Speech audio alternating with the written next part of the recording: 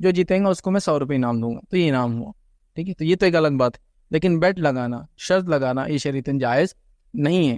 اسلام جب ابتدا میں آیا تھا تو بیٹ لگانا شریعت نے بہت ساری چیزوں پہ کچھ بھی نہیں کہا تھا. چلیے بیسیکل یہ تھا. تو ہوا یہ تھا کہ ایک بار جب فارس جیت گیا اور روم ہار گیا، جو جس کو کہیں گے شام کا جو علاقہ تھا، سیریا، جارڈن وغیرہ، تو وہاں کیا ہو گیا، رومن امپائر تھا وہ. پرشین امپائر نے کیا کیا، رومنس کو ہرا دیا. یہ نبی اکرم صلی اللہ علیہ وسلم کی نبوت کے ابتدائی دور میں ہوا.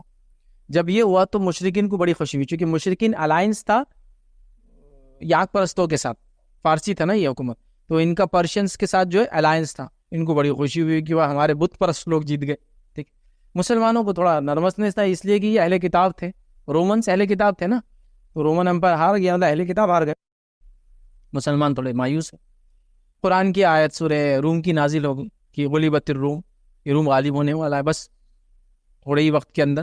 اور روایتوں میں آتا ہے کہ 5 سے 7 یا 8 سال کے اندر روم نے پوری وہ لینڈ واپس لے لی جو پرشین سے ان سے لی تھی. جنرلی ایسا ہوتا نہیں، کسی کنٹری پہ کوئی آ کے بیٹھ گیا تو آپ کو پتا ہے کتنے سال تک جاتا نہیں ہوں، لیکن وہ ہو گیا. جب یہ آیت نازل ہوئی، ابوبکر صدیق گئے مشرکین کے پاس اور کہا کہ میری تم سے 100 اونٹوں پر شرط کہ یہ اتنے دن میں، جو قرآن نے کہا تھا اتنے دن میں واپس روم جیت جائیں گا. اب وہی کہ جب وہ شرط لگا لیے تو وہ دور جہالت کا تھا، وہ ابتدائی دور تھا، اس میں اتنا وہ نہیں تھا.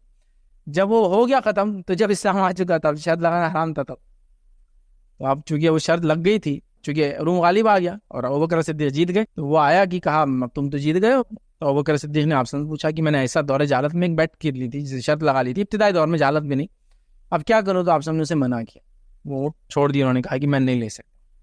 تو اسلام میں بیٹ لگانا، شرط لگانا درست نہیں، چونکہ یہ بھی جوئے کی ایک طرح سے قسم ہوتی ہے، یاد رکھیے، ٹھیک ہے. تو لہٰذا شرائط وغیرہ، میچز پر، جانوروں پر لڑنے والے، انسانوں پر لڑنے والے، ہوتا نا دو لڑتے جو لوگ، ان پہ بیٹ لگاتے ہیں. اینیملز کے اوپر بیٹ لگاتے ہیں. اس کے بعد گاڑیوں کی ریسنگ میں لگاتے ہیں، میچز کے، گیمز کے کھیلنے پہ لگاتے ہیں. اور ابھی تو کیا کیا لوگ بیٹ نہیں لگا رہے، بس آنے والا مرد رہا تو اتنے روپئے، آنے والی عورتیں دو، بیٹھے بیٹھے رکام میں ہے نا شرطیں لگا رہے ہیں. سمجھے نا آپ، مطلب جوئے کی قسم. مطلب وہ اب راستے سے کوئی آ رہا، چل مرد آیا تو 10 روپئے تیرے،